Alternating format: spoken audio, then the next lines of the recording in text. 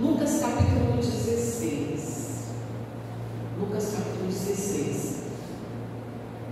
Não faz muito tempo que a gente estudou essa mensagem aqui, só que é diferente, né? Porque a gente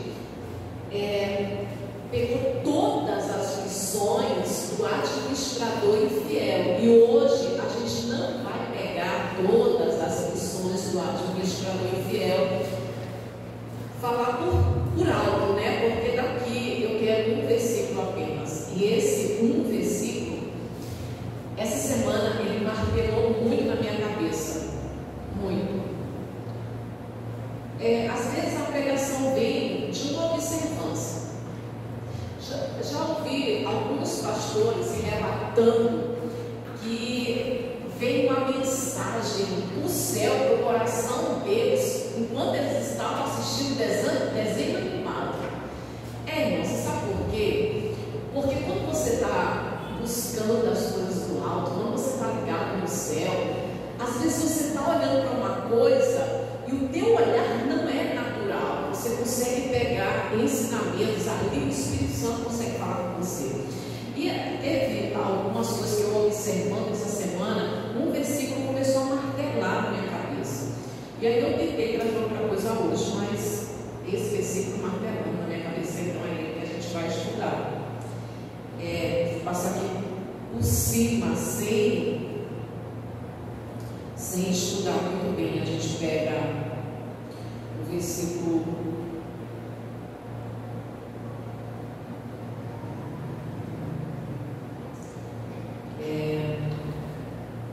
versículo 8. Será que eu consigo só o 8? Acho que dá para. 8, capítulo 16. E o resto eu narro. O resto eu vou narrar, tá?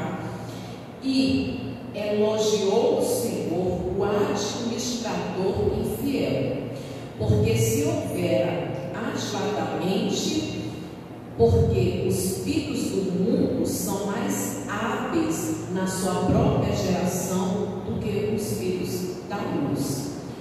Tá, deixa eu narrar o restante, porque se eu for ler, eu vou acabar pegando detalhes. E aqui está falando sobre o administrador infiel. É uma parábola que Jesus conta. Quando esse administrador que estava sendo infiel com seu patrão foi descoberto e recebeu uma ordem para poder sair, para ficar desempregado, ele entrou em choque. Ele disse assim: e agora, o que eu vou fazer da minha vida?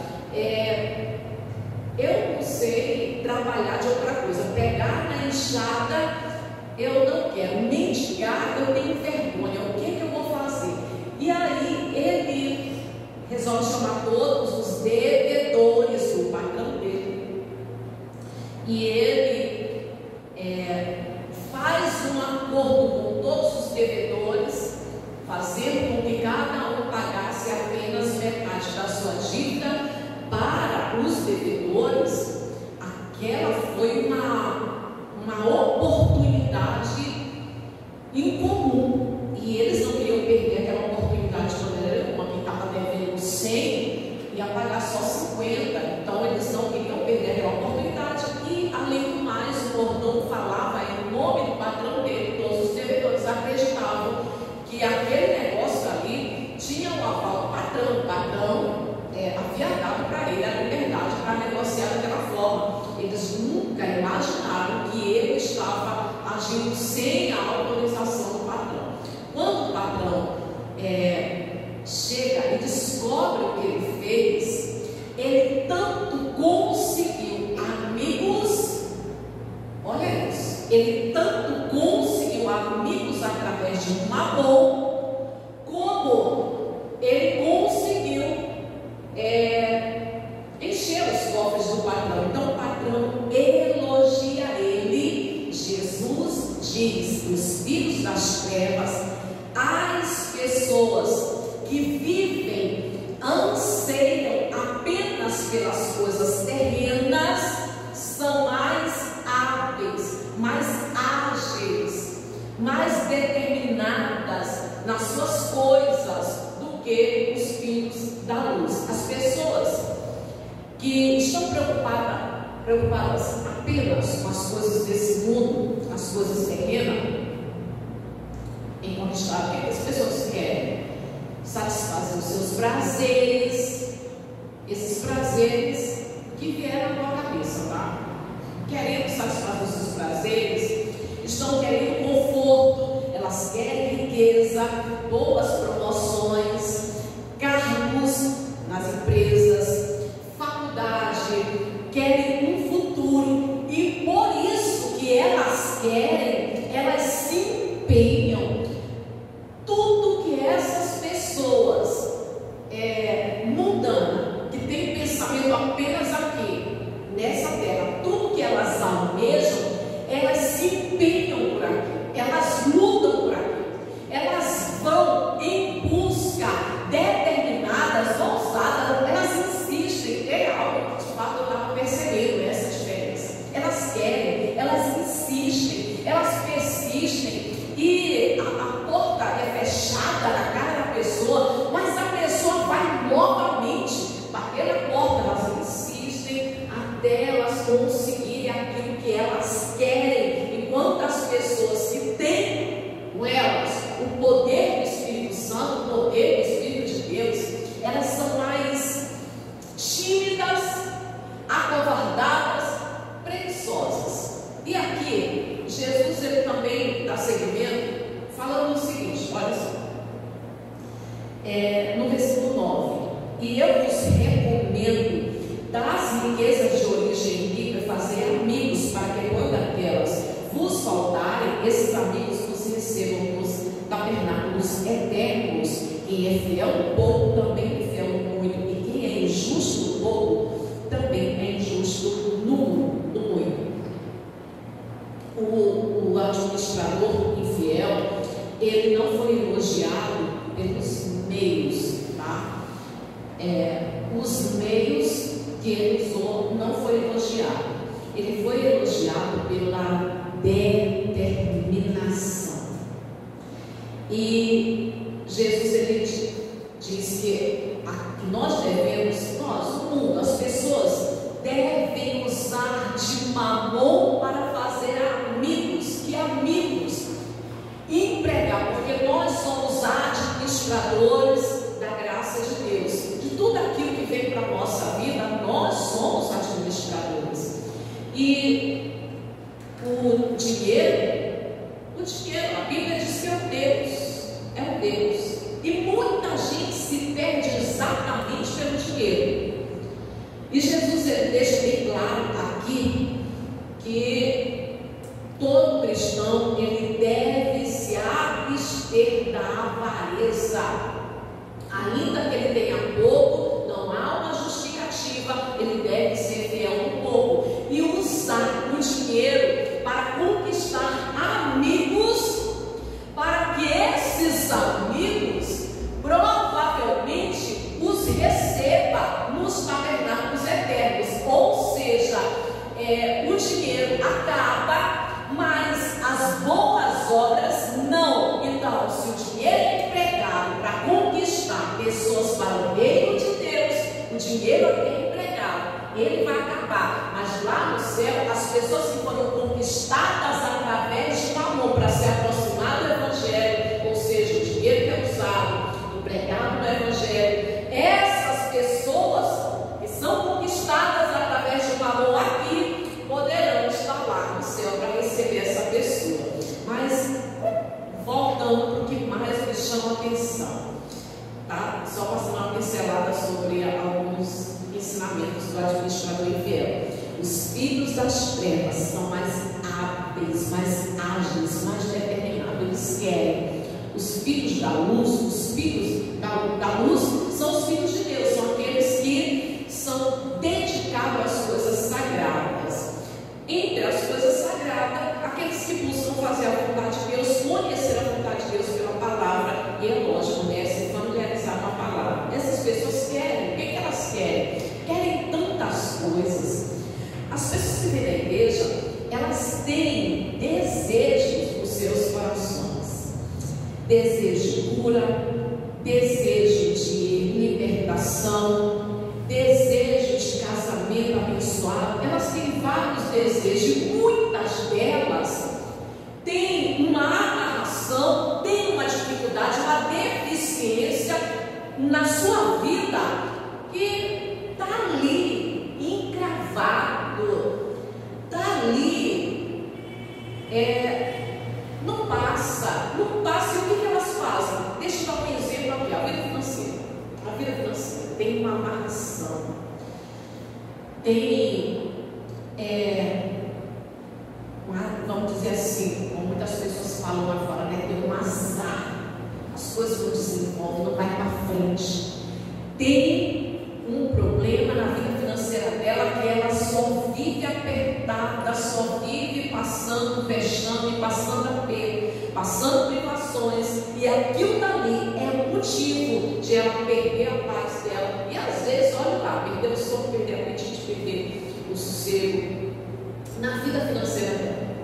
Porém, a Bíblia diz que Jesus, ele veio para nos dar vida com fartura, mas a vida dela tem uma amarração, porque não é normal, tem uma amarração, nada prospera, e quando entra alguma coisa que poderia prosperar, ela simplesmente não sabe dizer o que aconteceu, como sumiu, em que foi empregado, que tem, não há nada tocável, não há nada que mudou com a oportunidade que entrou. E aí, o que elas fazem? Elas choram, elas ficam tristes, elas ficam abatidas. E eu estou falando de crente, tá? Fica abatida, fica triste. Deus, por que a minha vida está assim? Por que está certo? E chora, e lamenta.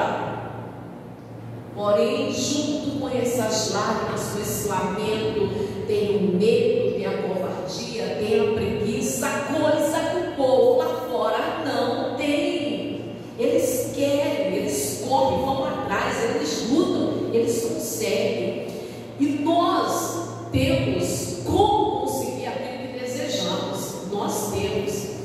E Jesus, ele fala em João capítulo 14, versículo 13, diz assim: e tudo quanto pedirem em meu nome, crendo, receberão. Só que no grego não está dizendo pedirem, no grego está dizendo tudo que determinarem em meu nome. Quem tem ousadia para determinar, se uma parte dos crentes, a maior parte dos crentes, se sente tão insignificante, tão pequeno, como que vai determinar alguma coisa? Lamenta, chora, mas determinar, e o que significa a palavra determinar? Determinar significa marcar tempo, fixar, definir, ordenar, estabelecer, exigir. De quem? Eu nem precisaria dizer para vocês, mas aí a gente fala, né? Lógico que nunca é de Deus. Ele é Deus, nós somos servos. Nós somos servos. Mas tem tanta gente que acredita que ela é tão pequena, que ela é tão insignificante, que até para determinar alguma coisa, ela não se sente capaz, ela não se sente à vontade. Só que nós não somos esse insignificante, tão pequeno, diante de Deus, sim. Mas para aquilo que a gente quer determinar as situações da nossa vida para prosperar, para viver bem, para viver uma vida abundante, nós não somos insignificantes. Volto a dizer, diante de Deus, incomparável, nós não somos nada. Mas diante das situações, precisamos entender o nosso valor. O primeiro passo é entender o nosso valor. Qual o nosso valor? É inestimável, porque foi pago alto valor, não se paga um alto valor para aquilo que não vale nada. Então, o primeiro passo é reconhecer, compreender o nosso valor.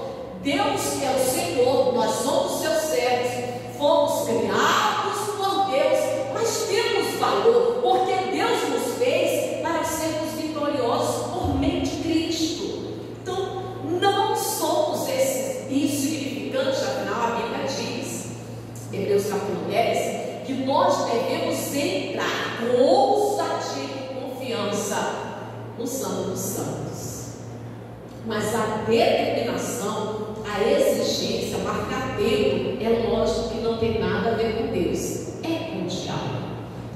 É com os aterros, é com as dificuldades, é com os montes, é com as muralhas, é com as montanhas que aparecem na nossa vida.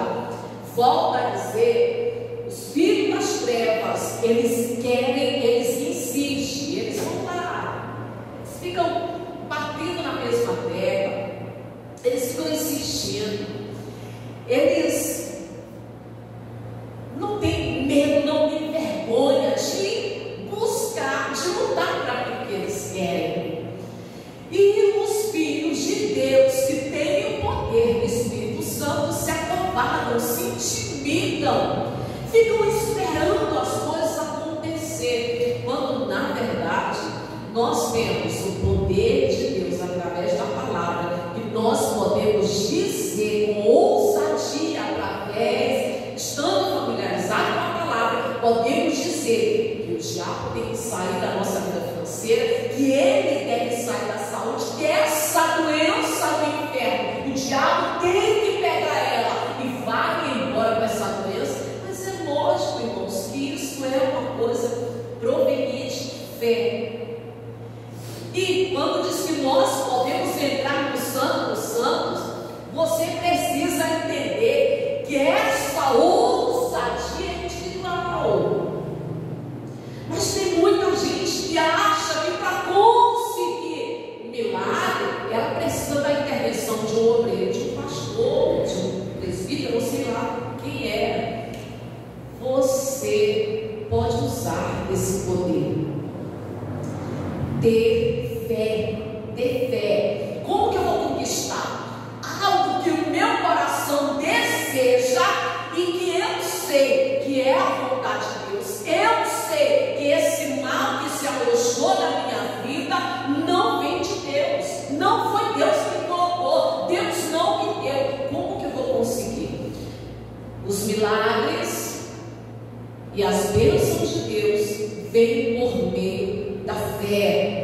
Fé para receber milagres é ver as reais possibilidades em Cristo. As reais possibilidades eu posso, em Cristo posso. Como diz Filipenses 4, eu tudo posso. Por meio de Cristo eu posso todas as coisas. Posso suportar? Não, mas eu também posso determinar as reais possibilidades por meio de Cristo. Isso é tão real, isso é tão verdadeiro, que o apóstolo Paulo, ele entendeu isso. Coisa que crente tem dificuldade para entender, mas o apóstolo Paulo, ele entendeu. E porque ele entendeu, é que milagres aconteceu. Eu vou destacar um.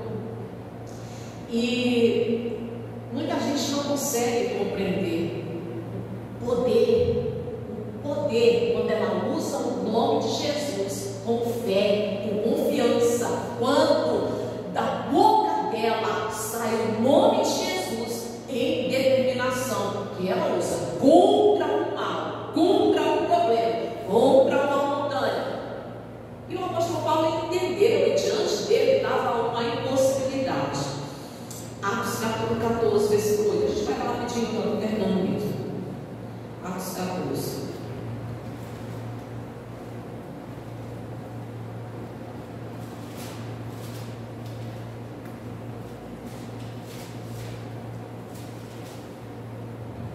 Aí, crente,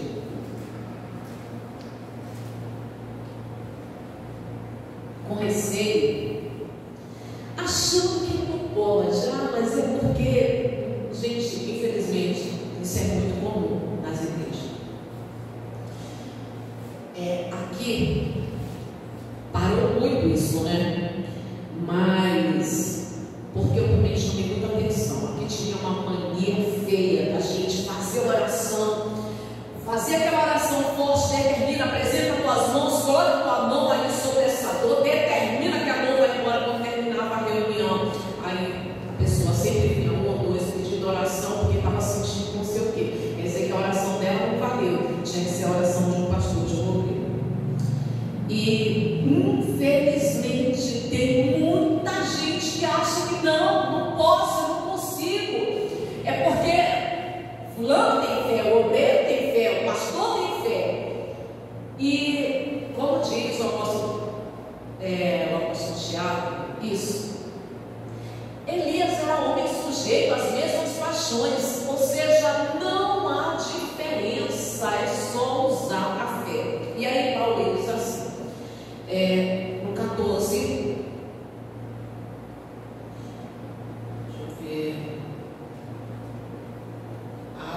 Atos,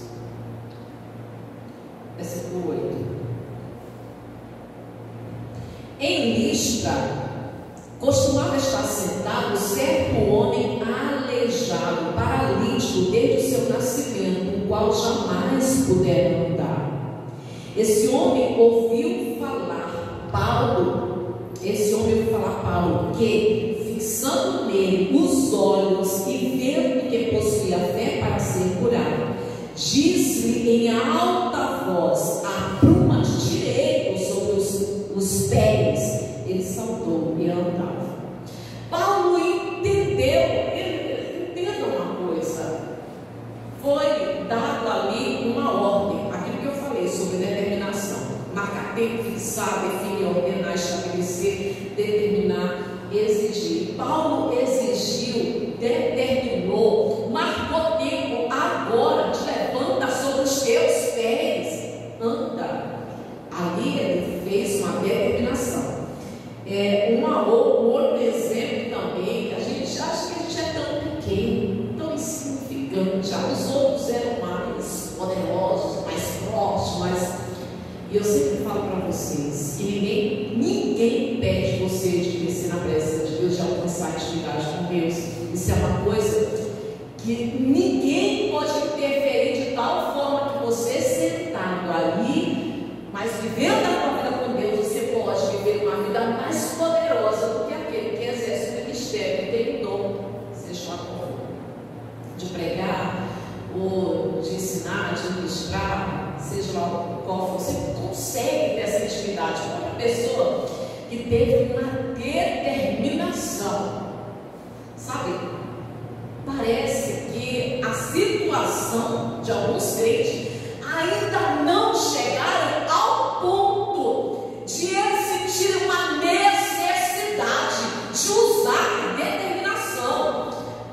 Josué fez uso da palavra, da determinação. Só uma referência, que é Josué capítulo 14, 12 não, 10.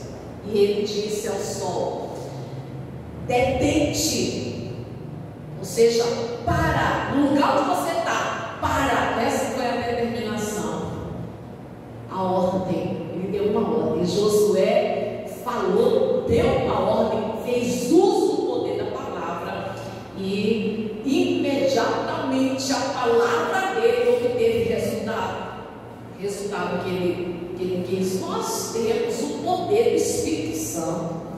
Pelo poder do Espírito Santo podemos, para de você achar que fulano tem mais poder, esse fulano tem mais poder. Você pode fazer uso da determinação, da exigência por meio de Jesus.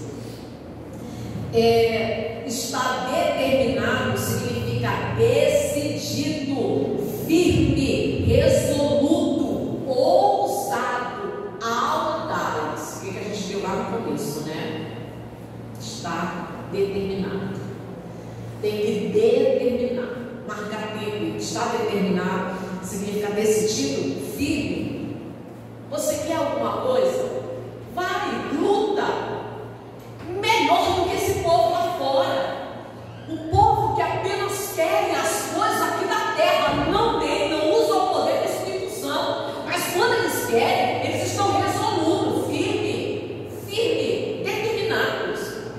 Você, mais do que esse povo lá fora, se você quer algo, eu não sei o que você quer. O Espírito Santo fala no teu coração. Mas o que eu quero é algo espiritual. E daí? Acaso alguma coisa difícil para o Senhor? Alguma coisa impossível? Não tem nada que seja impossível para aquele que tem fé. Eu não sei o que você quer, mas está determinado, resoluto, firme. Você luta, você insiste, você vai até o fim, você não volta atrás, você não desiste, não se acovarda, não fica com preguiça, né? Decidido, firme, resoluto, ousado e audaz. O povo das trevas são mais audazes, mais ousados, mais determinados em lutar por aquilo que eles querem do que o povo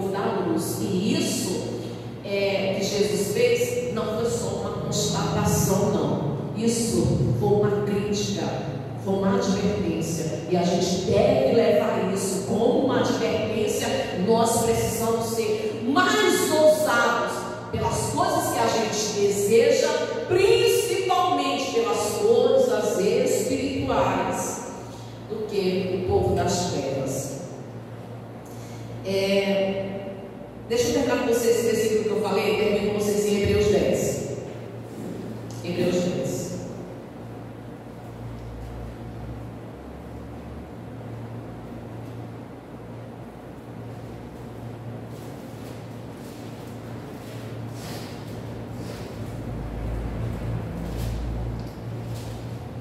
Hebreus capítulo 10, eu gosto desse versículo aqui.